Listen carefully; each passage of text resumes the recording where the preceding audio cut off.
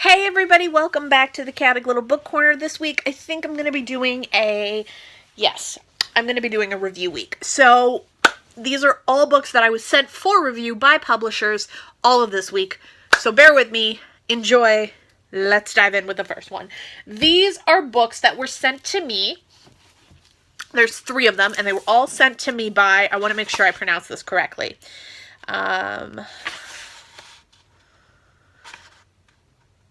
The Rowman and Littlefield Publishing Group. I was lucky enough to receive these 3 books for them. I emailed them and offered my services, and they sent me back and said, you can request a couple of books. And I said, okay. And I sent them a list of about 10 books, and I said, any of these are fabulous. And they said, we've sent them in the mail. You're going to be surprised.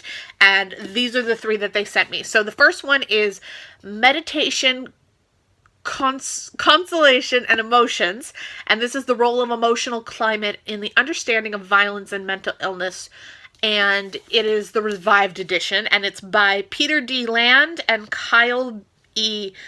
Littlefield. Now this one, first and foremost, talks about the experience and the effect that emotions and the emotional environment have on people on a daily basis, moment-to-moment basis, and in a lifetime basis. This talks a little bit about the experience of people who are suffering from mental illness and how people around them having emotional responses to their mental illness can actually really aggravate the experience. It talks about how the mentally ill and those who have a violent tendency can be altered either way by how their emotional upbringing is.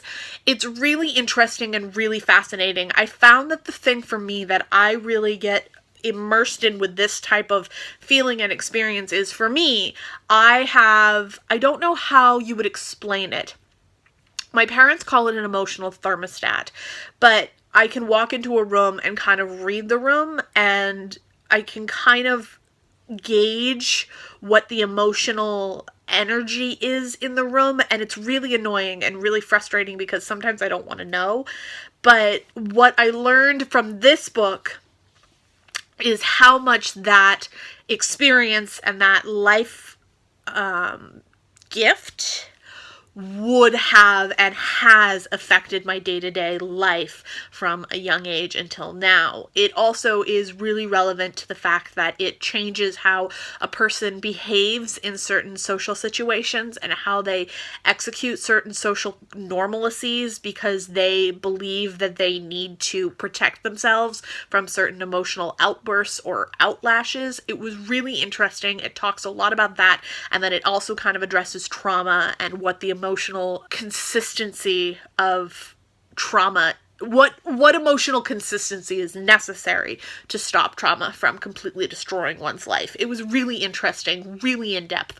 I really enjoyed it, and I think that for me, I found that this book really held so much more than just the conversation of emotional experience. It was so much more about what the emotions of another person can do to affect you and what you can do to affect another person, how your anger can affect a person's day, how your bad day can affect another, and that kind of just domino effect that emotions and feelings can have on one another as humans.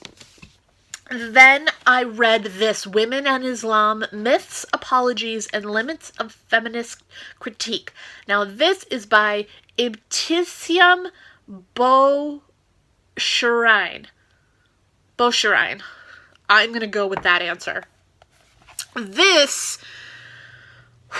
was really, really relevant when I read it, and it's even more relevant now. This talks about women in the Islamic world and how they are treated and what actually is true and what is false, what the difference between different types of Islamic experiences would do to the experience of different types of women. How some men do really treat women in the Islamic faith with respect and love and admiration, but there's definitely still some spaces in which the women are treated as property, as lesser class, as expected to take care of their man. expected to be the secondary person, the secondary needs, the secondary wants. It's really, really well executed. It's a small book. It's only 100 and it's only like 110 pages. And in the whole thing, it talks about the myths and the, not like fairy tale myths, but like the myth that all women in the Islamic faith are treated badly and poorly. It talks about how there are some very strong women in the Islamic faith and the Islamic world. It talks about how there are some very well diverse and well read women and strong women, and that there is such a role for women in that world that sometimes doesn't get recognized, and therefore we think that they are completely, all of them being put down and destroyed, which is not entirely true. And there is a lot of work to be done, but some of it is actually just how the cultural runs, and as much as we don't like it, it sometimes works for them and it sometimes doesn't, but they need to figure that out. It was really well done. I really enjoyed the fact that I got to learn that there are so many strong women in the Islamic faith, that there are so many strong and independent females in those worlds, and they are not shunned, all of them, and they are not put into dangerous situations because there are men who support them and want them to be safe and want them to have happy, successful, and well-rounded lives. And then the last one is this. This is The Diagnosis and Treatment of Dissociative Identity Disorder, a case study in contemporary perspective by Ronald A. Mullen. Now,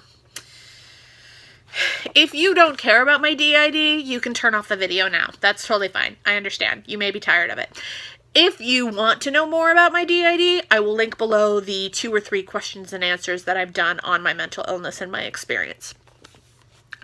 If you're looking for an experience outside of my own, I have several books on DID that I would recommend. This, though, is purely a case study of how the treatment works and is, taken in, and how the person adjusts with the treatment and how their lives change in integration and what that looks like. This really is a step-by-step case study. I really, really enjoyed this. It talks so much in depth about what I am dealing with and how I am supposed to be experiencing things, and it lets me know that what I'm doing is not wrong and that I am not failing, and it was really, really helpful to me. I really enjoyed this book, but it is, again, very, very specific. I really, really enjoyed working with Rowman and Littlefield Publishing, and I plan to work with them again as much as possible. I think that their books are so educational and so well done, and I think they're well published, they're beautiful, they are really, really sturdy and really, really wonderful, but they're so educational and so deep, and they go so much more in depth about things that you might forget about and the things that need more specialized work and specialized books. I'm very, very happy to have these 3 books, and I cannot wait to work with them again as soon as possible. So, those have been my 3 books that I read for them. I will see you guys tomorrow in my next review.